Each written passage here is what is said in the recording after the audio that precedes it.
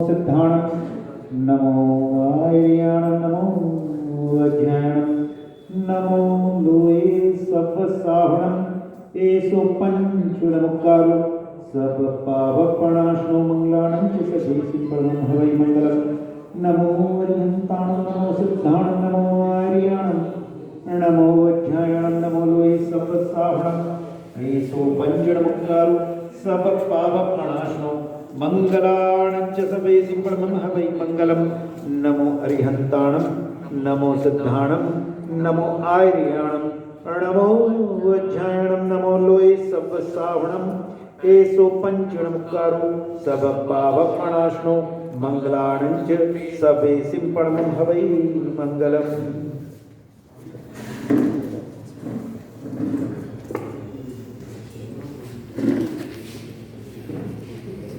जय जिनेन्द्र।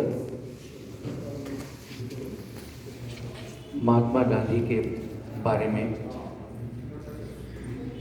बहुत कुछ कहा गया और वो सुनने में समझने में बहुत अच्छा ही लग रहा है। एक ऐसा व्यक्तित्व महात्मा गांधी जो पूरी दुनिया में कोई ऐसी जगह नहीं है जहां उनको नहीं जानते हैं, जहां उनका रिस्पेक्ट नहीं है। दुनिया के 124 देशों में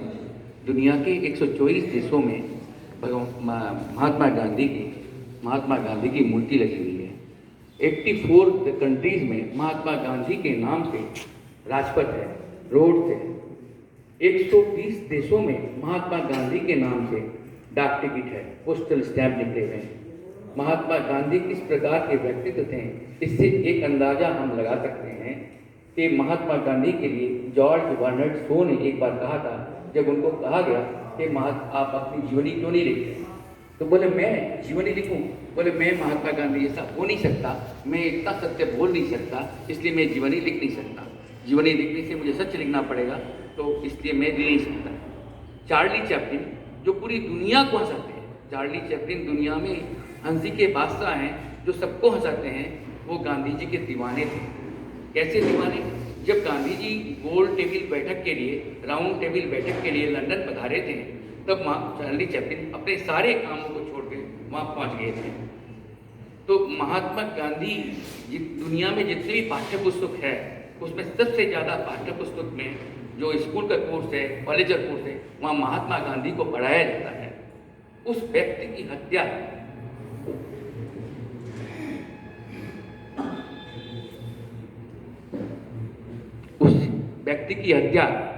एक ऐसे आदताई ने किया जो कि भारतवासी था।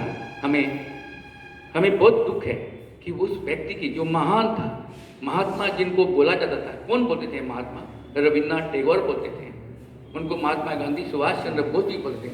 उन्होंने यहाँ तक कहा कि फादर ऑफ द नेशन, जब आज़ाद हिंद फौज के गठन किया नेताजी सुभाष चंद्र बोस ने, तब एक ब्रिगेड का नाम था महात्मा गांधी ब्रिगेड।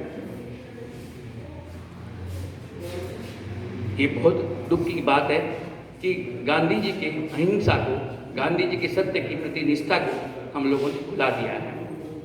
गांधी जी अपने मन प्राण से, अपने आत्मा से सत्यवादी थे, अहिंसावादी थे।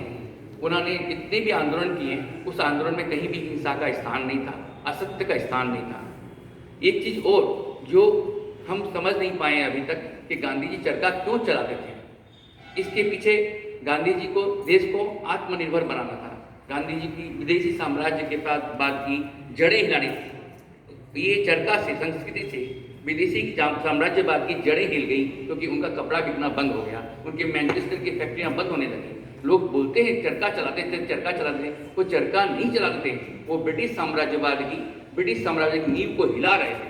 जो कि उनका सब आंदोलन आप देखें तो नमक आंदोलन क्या हुआ कि उन्होंने देश के में नमक बनाना चालू करवाया, उनका नमक बिकना बंद।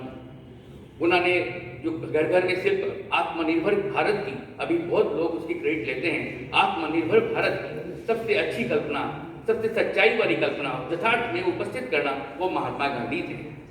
उन्होंने सचमुच में आप नील आंदोलन देखिए, वहाँ किसानों को मजबूत बनाया, ब्रिटिश साम्राज्यवाद की जड़ें वहाँ हिलाई।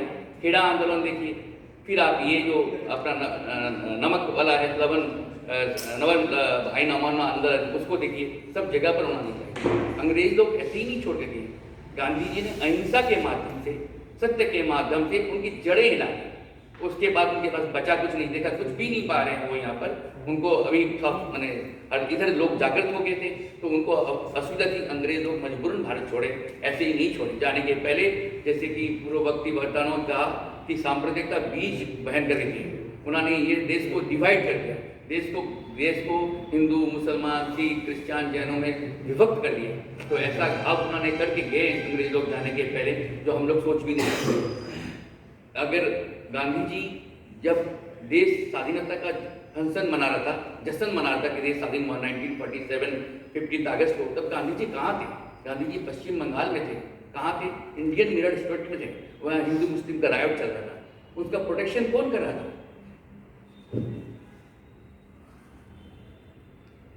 उस समय हिंदूवादी लोग जो गलत सोच समझा के उनको मारने आए थे, तो 48 इंडियन मिलिट्री के पास, जहाँ पर उनके पास जितने भी मुसलमान भाई थे, उन्होंने घेरा बना दिया गांधी जी को बचाने के लिए।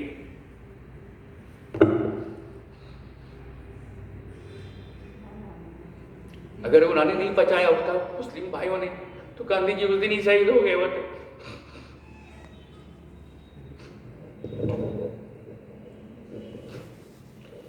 ऐसे ही महान देवतुल्य व्यक्ति को एक हिंदू के हाथ से मारा गया, ये बहुत दुख की बात है। जब ब्रिटिश के वाइस चांसलर को ये खबर पहुंची तो उन्होंने बोला कि हम इस पाप से बच गए, इस पाप को करने वाले आपके भारतवासी थे, हम नहीं किए, हमारे हाथ से गांधी जी मारे नहीं गए। ये हमारे लिए बहुत बड़ी बात है, आपके देश के लोगों ने मारा, इस पश्चाताप का कोई मतलब नहीं है। तो जितने भी नोबेल प्राइज पाने वाले थे, दलाई लामा शांति के अग्रदूत, उन्होंने अपने जो नोबेल प्राइज पाया उन्होंने वो गांधी जी को निवेदित कर दिया। और दूसरे जो प्राइज पाए थे, जैसे अपने ओबामा अमेरिकन प्रेसिडेंट, उनको भी नोबेल प्राइज मिला शांति के लिए। उन्होंने भी कहा कि इस प्राइज की प्रेरणा कौन दिए? गांधी जी दिए।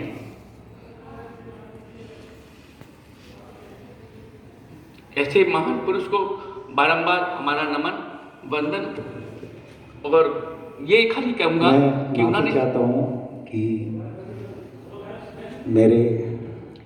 हमारे समाज के बड़े वरिष्ठ और हमारे बड़े भाई, आप सत्य को जीते हैं, अहिंसा में 100% विश्वास रखते हैं और इसलिए इतने भावुक हो जा रहे हैं, जो कि स्वाभाविक है। हम जिए, हम महावीर को, हम राम को, हम महात्मा गांधी को जिए, उनके आदर्शों को याद रखें, हमारी इतनी भावना है। हम महापुरुषों को सिर्फ 30 जनवरी या उनके जन्म तिथि पे या मृत्यु तिथि पे याद न करें, उनकी बातों को अपने जीवन में उतारें, बस इतनी सी भावना है। हम अपनी अपनी जगह सब सही हैं, हम किसी भी धर्म के पालने वाले हों, चाहे हम बंगाली हों, चाहे हम सिख हों, चाहे हम मुसलमान हों, चाहे हम जैन हों, हम कुछ भी हों, हम किसी भी आदर्श पे चलने वाले हों, लेकिन हम इस बात को ध्यान रखें कि हम सबसे पहले भारतीय हैं।